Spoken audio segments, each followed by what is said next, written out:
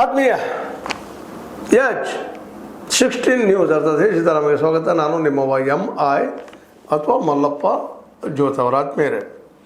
ಇವತ್ತು ಇಂಗ್ಲೆಂಡ್ ಜೊತೆಗೆ ಭಾರತದ ಸೆಣಸು 2020. ಭಾರತ ಇವತ್ತು ಗೆದ್ದಿದ್ದ ವರ್ಲ್ಡ್ ಚಾಂಪಿಯನ್ ಭಾರತ, ಇದರಲ್ಲಿ ಎರಡು ಮಾತಿಲ್ಲ. ಆದ್ರೆ ಐರ್ಲೆಂಡ್ ಎದುರು ಸಣ್ಣ ಮೊತ್ತಕ್ಕೆ ಸೋತಿದ್ದು ಎರಡೂ ಮ್ಯಾಚ್ಗಳನ್ನು ಇನ್ನೂ ಮರಿಲಾರದು ಹೊಡೆತ ಅಂತ. ನಾವೇನು ಅದ್ಭುತ ಆಟಗಾರರು ತಿಳ್ಕೊಂಡಿದ್ದೀವಿ. ಯಾಕೋ ಏನೋ ಇದರಲ್ಲಿ ಎರಡೂ ಪಂದ್ಯಗಳು ಯಶಸ್ವಿ ಆಗಿರಲಿಲ್ಲ. ಎರಡನೇ ಪಂದ್ಯಗಳಂತೂ ಒಂದರಲ್ಲೇ ಸೋತಿದ್ದಾರೆ. ಆ ಮಾತು ಬೇರೆ, ಸೋಲಲ್ಲ. ಒಂದರಲ್ಲೇ ಸೋಲಿ ಒಂದರಲ್ಲಿ ಗೆಲ್ಲಿ, ಆ ಮಾತು ಪರಕ್ ಬಿಡೋದಿಲ್ಲ. ಹೀಗಾಗಿ ಇಂಗ್ಲೆಂಡನ್ನು ಗೆಲ್ತಾರ, ಇಂಗ್ಲೆಂಡ್ನಲ್ಲೇ ಭಾರತೀಯರು ಅಂತೇಳಿ ಇವತ್ತು ದೊಡ್ಡ ಪ್ರಶ್ನೆ ಇರ್ತದೆ.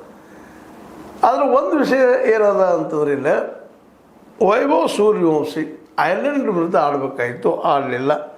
ಅದೇ ಮೂಲ ಕಾರಣ ಅಂಥೇಳಿ ಒಂದಿಷ್ಟು ನಮ್ಮಂಥವ್ರು ವಾದ ಮಾಡ್ತಾರೆ. ಅರ್ಥ ಅನ್ನೋದು ಇಲ್ಲಂತಲ್ಲ. ಯಾಕಂದ್ರೆ ಬ್ಯಾಟಿಂಗ್ದಲ್ಲಿ ಇವತ್ತೊಂದು ಅದು ಅದ್ಭುತವಾದ, ಅದರಲ್ಲೂ IPLದಲ್ಲೇ ಆರೆಂಜ್ ಕ್ಯಾಪ್ ಪಡೆದಂಥದ್ದು ಒಳ್ಳೆ ದಿಗ್ಗಜ ಆಟಗಾರರಲ್ಲಿ ಕೂಡಿರ್ತಾರೆ. ವಿಶ್ವದ ಆಟಗಾರರು, ಸ್ಥಳೀಯ ಆಟಗಾರರು. ಅದರ ಪೂರ್ವದಲ್ಲಿ 19ರ ಒಳಗಿನವರ ವಿಶ್ವಕಪ್ದಲ್ಲಿ ಆಡಿದಂಥದ್ದು, ಅಲ್ಲೂ ಸೆಂಚುರಿಯನ್ನು ಹೊಡೆದಂಥದ್ದು.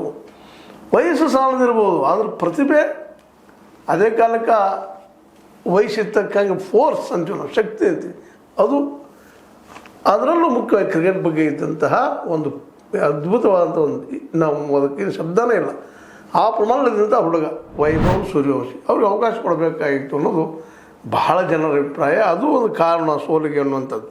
ಅದು ಸೋಲಿಗೆ ಕಾರಣ ಹೌದು ಅಲ್ಲವೋ, ಅವ್ರು ಆಡ್ತಿದ್ರು ಇಲ್ಲವೋ, ಐರ್ಲೆಂಡದ್ದು ಪಿಚ್ ಮೇಲೆ ಯಾವ ರೀತಿಯಾಗಿ ನಮ್ಮದು ಸಪಾಟ ಆದಂಥ ಪಿಚ್ಚುಗಳು, ಅಲ್ಲೇ ಜೀವಂತಿಗೆ ಪಡೆದಂಥ ಪಿಚ್ಚುಗಳು ಎಷ್ಟು ಮಟ್ಟಿಗೆ ಅವರು ಯಶಸ್ವಿ ಆಗ್ತಿದ್ದಾರೆ ಹೇಳೋದು ಇನ್ನೂ ಚರ್ಚಾ ವಿಷಯ. ಆದರೂ ಅವ್ರು ಕೊಡಬೇಕಾಗಿತ್ತು ಅವಕಾಶ. ಯಾಕೆಂದ್ರೆ ಅವಕಾಶ ಕೊಡಲಾರ್ದು ಒಬ್ಬರ ಬಗ್ಗೆ ಮಾತಾಡಲಿಕ್ಕೆ ಸಾಧ್ಯ ಇಲ್ಲ. ಆದರೂ ಕೊಡಲಿಲ್ಲ. ಯಾಕಂದರೆ ಅಲ್ಲೂ ಸಹಿತ ಪ್ರತಿಭಾವಂತರಿದ್ದಾರೆ ನಮ್ಮ ಭಾರತೀಯ ತಂಡದಲ್ಲಿ. ಸಾಕಷ್ಟು ಹುಡುಗರು, ಶ್ರೇಯಸ್ ಅಯ್ಯರ್ ಆಗಿರ್ಬೋದು,